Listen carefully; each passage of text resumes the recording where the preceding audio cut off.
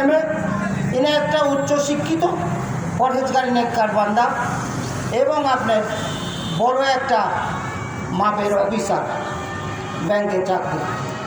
ওনার কণ্ঠ আপনারা ওনাদের শোনেন। আর অনেকগুলো চেয়ার করা হয়েছে, পরিবেশও আল্লাহ ভালো করেছে। আমি শফিকুর রহমান মাইকির দ্বারা হাজি মৌলানা আব্দুল কাদেরের ছেলে বলছি, আপনারা এসে মাহফিলে বসে মাহফিল শোনেন, ইনশাআল্লাহ তবরুক হবে মাহফিলে। গোস্ত খিচুড়ি। আলহামদুলিল্লাহ, আমরা বলি আলহামদুলিল্লাহ। আমরা ভাইজানের অ্যানাউন্সমেন্ট শুনলাম। আমাদের সকল শুকরিয়াটা, সকল প্রার্থনা হলো আল্লাহ তাআলা, সকল প্রার্থনা হলো একমাত্র শুধুমাত্র আল্লাহ রাব্বুল আলামিনের। কথা ঠিক না ঠিক?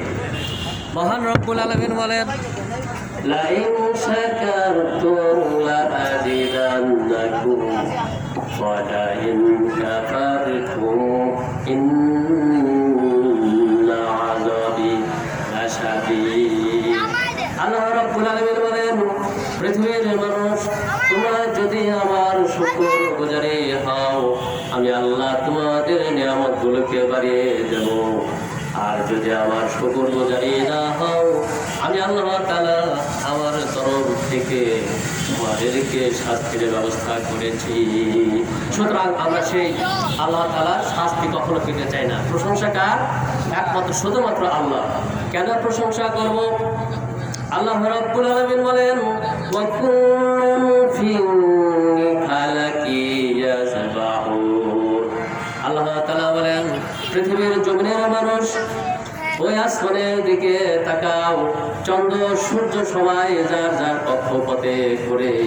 সবাই আইন মানে কার? জোরে বলেন। সবাই একমাত্র শুধুমাত্র আল্লাহ তাআলার গোলামি করেন। এই জন্য চন্দ্র সূর্য যার যার অবস্থানে রয়েছে, কেউ কখনো আপনার কনফ্লিক্ট হয় না, কোনো দ্বন্দ্বে তারা জড়ে যায় না। বিজ্ঞান প্রমাণ করেছে, আসমানে যে সূর্যটা রয়েছে, সূর্যের ভিতরে লক্ষ কোটি কোটি হাইড্রোজেন রয়েছে। সেগুলো বিক্রিয়া হয়ে হাইড্রোজেন, হাইড্রোকার্বন তৈরি হয়। আসমানে যে সূর্য রয়েছে সেগুলো প্রতিনিয়ত রিয়াকশান হচ্ছে এবং সেই সূর্য রিয়াকশান হয়ে হাইড্রোকার্বন এবং হিলিয়াম পৃথিবীতে আসার চেষ্টা করে।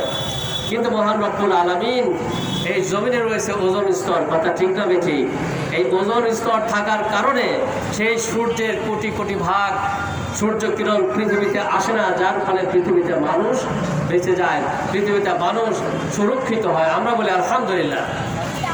মহান রব্বুল আলামিন, এই জন্য আল্লাহ রব্বুল আলামিন শুকর গুজারি হওয়া লাগবে। আমরা আবারও বলি আলহামদুলিল্লাহি রাব্বিল আলামিন। একমাত্র শুধুমাত্র প্রশংসাটা আমার আল্লাহ তাআলা। আমার আল্লাহর প্রশংসা আমরা করে নিলাম। এরপরে শত কোটি দরুদ ও সালাম বিশ্ব মানবতার মহান দূত, বিশ্ব মানবতার মুক্তিকামী আমাদের সাইয়্যিদুল মুরসালিন খাতামুন নবীন হুজুর করিম সাল্লাল্লাহু আলাইহি সাল্লামের উপরে। কথা ঠিক কিনা বলেন?